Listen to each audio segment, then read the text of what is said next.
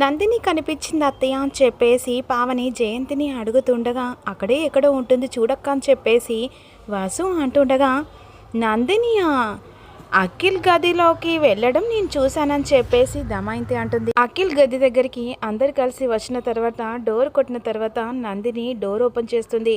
ఆ గదిలో నువ్వేం చేస్తాను నందిని అని చెప్పేసి పావని అడుగుతుండగా నా ఫోన్లో ఛార్జింగ్ అయిపోయిందక్క, అఖిల్ బావ ఛార్జింగ్ పెట్టానక్క.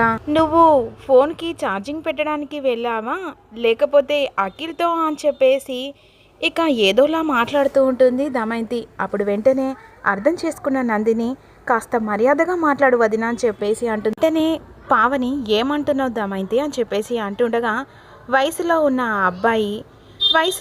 అమ్మాయి ఆ అబ్బాయి గదిలోకి ఎందుకు వెళ్ళింది అంటున్నాను అని చెప్పేసి దమయంతి అంటుండగా కాస్త మర్యాదగా మాట్లాడు వదినా అని చెప్పేసి నందిని అంటుంది. గదిలో బావలేడు, నేను ఒక్కదానే ఉన్నానని చెప్పేసి నందిని అనేసరికి అఖిల్ రూమ్లో నుంచి బయటికి వచ్చేసరికి అందరు కలిసి అఖిల్ని చూసి షాక్ అయిపోతారు.